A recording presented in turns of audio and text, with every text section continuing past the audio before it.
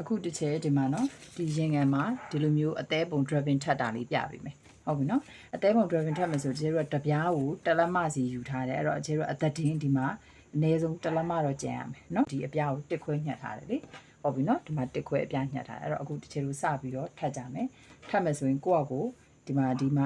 တစ်ချက်ပြောမယ်ဒီအသေးပုံကျတို့ကဒီမှာနော် level ကိုတစ်ခါလေးတက်ထားပြီးပါပြီဟုတ်ပြီနော်အသေးပုံ level ကိုလေးတက်ထားပြီးတော့တစ်ခါလေးဒီမှာမိဖို့ဖိထားပြီးပြီးတော့မှအခုဒီမှာကျတို့စပြီးတော့လုပ်ကြမယ်နော်အဲ့တော့လုပ်မယ်ဆိုရင်ဥပမာဘယ်ဝဲအပေါ်ထားညာဝဲအပေါ်ထားကြိုက်တယ်လို့ထားလို့ရတယ်တစ်ခုပဲဒီမှာကျတို့ကစန်တာရှိဟုတ်ပြီနော်ဟောဒီမှာစန်တာအမှတ်လေးရှိတယ်အဲ့စန်တာအမှတ်လေးမှာကျတို့ V ပုံစံလေးပေါ်ရမယ်နော်အချွန်လေးရဲ့ဒီစန်တာမှာရောက်နေရမယ်အခုဒီမှာကျတို့ဒီလိုမျိုးလေးသွားလိုက်မယ်ဒါဆိုရင်စန်တာနေရာလေးမှာကျတို့တစ်ခုနဲ့တစ်ခုဒီလိုလေးရှက်ပြီးတော့ထောက်အောင်ဒီအနားလေးရဲ့ဒီမှာနော်တပြိုင်နဲ့ဒီလိုလေးသွားမယ်ဒီဘက်အမှားလည်းအနားညီပါစေဒီနားလေးမှာနည်းနည်းလေးလွတ်တာလေးရပြဿနာမရှိဘူးเนาะအဲ့တော့အဓိကဟောဒီထိတ်မှာလဲကွက်တီဖြစ်မယ်ဒီထိတ်မှာလဲကွက်တီဖြစ်မယ်ဒီနေရာမှာလဲအချွန်နေရာမှာအချွန်ဖြစ်မယ်เนาะအဓိကအဲ့လိုမျိုးလေးထားရမယ်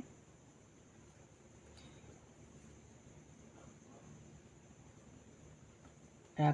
ကိုလိုချင်တဲ့ပုံစံလေးရပြီเนาะအနေထားလေးရပြီဆိုချဲတို့ဘာလုပ်ရမလဲဆိုတော့ဒီပုံစံလေးချဲတို့ဒီမှာစန်တာနေရာမှာလဲ V အချွန်လေးရောက်သွားပြီဆိုတော့ဒီကောင်လေးကိုအသားလေးပင်လေးနဲ့ထိန်လိုက်မယ်ဒါဆိုပြီးရင်ချဲတို့ဆက်နဲ့လိုက်ပါအောင်ပါဒီကောင်ကလေပင်လေးနဲ့ထိမ့်မယ်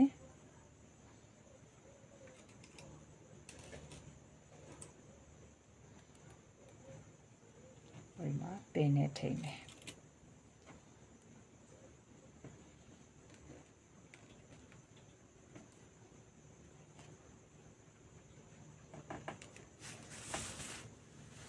အခုကတော့ဒီမှာချဲတို့ပင်နဲ့လိုက်ပြီးတော့ထိန်းထားလိုက်မယ်နော်ပြီးတော့မှချဲတို့ဆက်နဲ့ပေါက်တာပြီးရင်ချဲတို့နောက်တစ်ပြားသွားမယ်နောက်တစ်ပြားကလည်းအတူတူပဲအခုဒီမှာချဲတို့ကိုရင်းဖြစ်ထားတယ်လို့ပဲဒါလေးရမှာ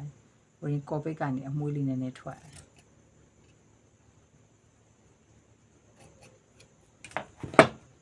တို့ပြီးမှချဲတို့ဒီလိုလေးလာထပ်မယ်နော်ကိုကဒီအကျယ်လေးကတလက်မပြားရထားတဲ့အတွက်ကြောင့်မလို့ဒီနေရာမှာချဲတို့တလက်မပြားထပ်မယ်ထပ်ရင်ဒီမှာဒီဘက်ထဲကိုဒီလိုလေးဝင်ပြီးထပ်ပြီးနော်သူ့ကိုချဲတို့ကဒီမှာဒီကောင်လေးဆိုချဲနည်းနည်းလေးလောသွားလို့နော်ရှေ့ကိုတိုးလို့ရတယ်။ဘာလို့ဆိုဒီမှာချဲတို့ပို့ပြီးယူထားတယ်လေ။နော်ရှေ့တိုးလို့ရတယ်ဒီမှာလုံနေနော်။ဘာလို့ဆိုဒီဘက်မှာကော့တဲ့အချိန်ကျရင်မလုံပါဆိုလို့ဒီနေရာမှာမလွတ်တလို့လေးဖြစ်နေမှာဆို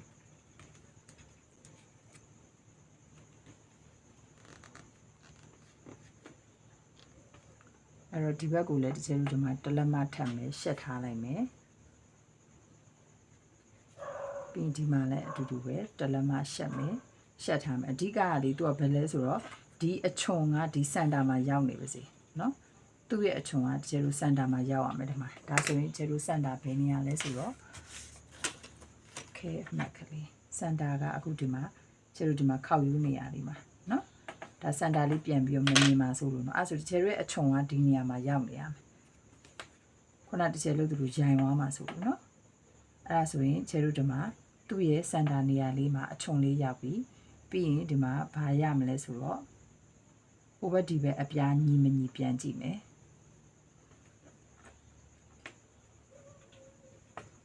ကိုကမျက်မှန်းနဲ့စိတ်မချဘူးဆိုရင်ဒီမှာပေးကျိုးလေးနဲ့ပေးတံလေးနဲ့လိုက်ပြီးတော့တိုင်နော်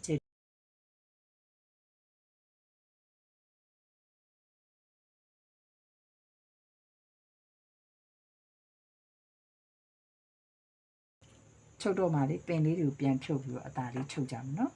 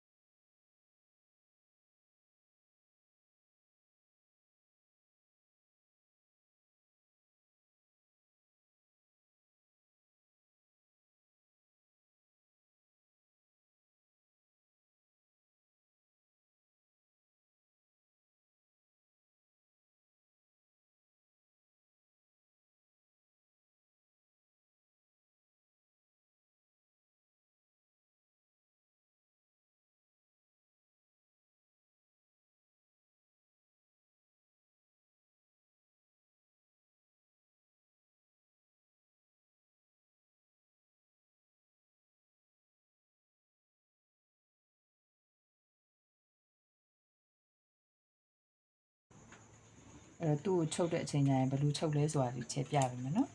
ပြအဲ့တော့အားဆိုရင်ဒီပုံစံလေးဖြစ်သွားပြီသူ့ရဲ့ဒီ view ပုံစံလေးညီအချွန်လေးညီမညီကိုကပြန်ပြီးတော့စစ်မယ်ဒီမှာနော်တစ်ဖြောင်နဲ့အကုန်လုံးတပြေးတည်းရှိတယ်အဲ့ဒါဆိုရင်ညီသွားပြီနော်ဒီမှာသူ့ရဲ့အချွန်တွေအကုန်လုံးတောက်လျှောက်ဒီထိရောက်တယ်ဆိုရင်ဒီမှာကျဲတို့တစ်ဖြောင်နဲ့ဆိုရင်ဒီအင်းချန်ညီသွားပြီဒီဘက်ချောင်းကြည့်ရင်လည်းအကုန်လုံးငုံမိတယ်နော်အဲ့ဒါဆိုရင်ကျဲတို့ကဘယ်လိုချုပ်ရမလဲဆိုတော့အခုဒီမှာဒီအောက်ဆုံးကအကြောင်းကိုမလုပ်ခင်ဒီမှာဒီအပေါ်ချောင်းကိုဒီအပေါ်ကျုံဆုံးအကြောင်းကနေခြေလို့စပြီးချုပ်မယ်အဲ့လိုဆိုဘယ်လိုလုပ်မလဲဒီမှာ तू ကဘယ်နာအထိငုံလဲကိုကချုပ်နေကြမဟုတ်ရင်မျက်မှန်မတဲမိဒါဒီအောက်ကအပြာငုံမိတဲ့နေရာဟုတ်ပြီနော်အောက်ကအပြာနဲ့ဒီနေရာထိငုံနေဆိုရင်ခြေရဒီကောင်လေးကိုဖယ်လိုက်ဖယ်ပြီးတော့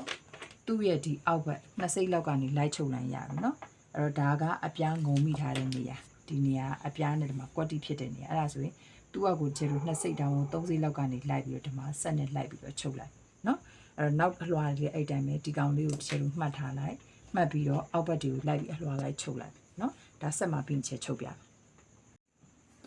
အခုဒီမှာဒီခြေလို့ချုပ်ဖို့အတွက်အစင်သင်းထပ်ပြီးပါပြီနော်အဲ့တော့အခုဘလို့ညှက်မလို့ခြေလို့ဒီမှာဒီကောင်တစ်ခုနဲ့တစ်ခုထပ်မိတဲ့နေရာလေးတွေ့လားအဲ့နေရာလို့ဒီခြေဒီမှာခဲလေးနဲ့လိုက်မှတ်ထားတယ်ခြေလို့ချုပ်ရင်ဒီကောင်တို့ကိုလှန်ပြီးတော့အဲ့ခဲအောက်ခြေလို့တရက်လောက်ကနေချုပ်လိုက်မယ်အဲ့ဒါဆိုရင်ချုပ်စာလည်းမပေါ်တော့ဘူးเนาะချုပ်ချောင်းမပေါ်တော့ဘူး driving လည်းခိုင်သွားပြီဟုတ်ပြီเนาะအဲ့ဆိုခြေတို့စပြီးချုပ်မယ်သူဒီနားလောက်ကနေပြီးခြေတို့ချုပ်သွားမယ်ဒါပြီးငုံချုပ်မှဆိုခြေအစမတုတ်တော့ဘူးเนาะဒီမှာဒီတိုင်းလေးလာမယ်ဒီတိုင်းလေးလာမယ်အော်ဒီနားမှာလှမ်းခတ်တယ်ဆိုနည်းနည်းလေးသတိထားเนาะကိုလှုပ်ထားတာလေးရွေ့ပါသွားမှာဆိုပြီးရင်ခြေတို့ဒီမှာဒီနားလောက်ကနေပြီးတော့သူငုံလာတဲ့အောက်ကပဲเนาะနည်းနည်းလေးဒီဘက်ယူလိုက်လို့ရသေးတယ်ပြီးတော့မှခြေတို့ဒီဘက်လာမယ်လာပြီးတော့ဆောက်ချုပ်လိုက်မယ်เนาะဒီထပ်ပြမယ်ဟုတ်လားဘယ်လိုလေးဖြစ်နေလဲဆိုတော့ဒီမှာသူ့ရဲ့ drop ဒီအောက်ကအထက်ကိုပြန်ထပ်လိုက်မယ်ဆိုရင်ခြေတို့ဒီမှာသူ့စာဘာဖြစ်သွားလဲသူ့ငကိုတိုင်းလေးပဲချုပ်စာမမြင်ရဘူးเนาะချုပ်ဦးကြောင်ကအောက်မှာရှိတယ်အဲ့ဒီတိုင်းလေးကိုခြေတို့နောက်တစ်ကြောင်ကိုခြေတို့ချုပ်ကြမယ်အဲ့တော့ဒီကောင်လေးကိုချုပ်မယ်ဆိုရင်ခြေတို့ဒီမှာဒီသူ့လည်းခုနအတိုင်းပဲလှန်ချလိုက်မယ်ဒီခြေတို့လှန်ချလိုက်မယ်ဒီမှာမှတ်ခဲအဖြူမှတ်ပြီးသွားပြီဆိုတော့အဲ့အောက်အတွင်းထဲကိုဝင်ပြီးတော့ချုပ်လိုက်ကြမယ်เนาะ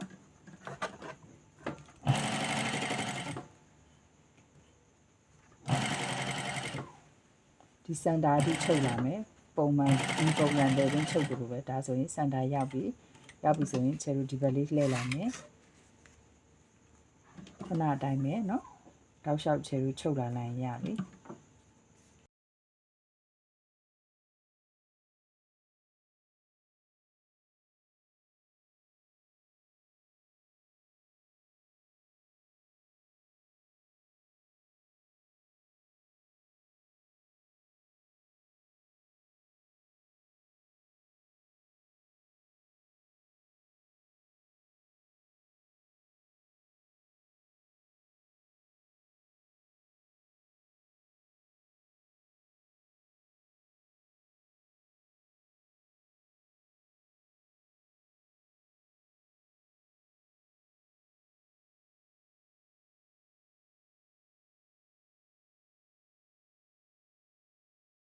အဲဆိုရင်ခြေတို့အထက်ချုပ်တဲ့ပုံစံလေးရလာပြီဒီမှာကြည့်ကြည့်လိုက်နော်သူ့အထက်ကလေးတွေကိုခြေတို့ဒီမှာပင်နေလိုက်ဖြုတ်လိုက်လို့ရပြီခုနကြံခဲ့တဲ့ပင်လေး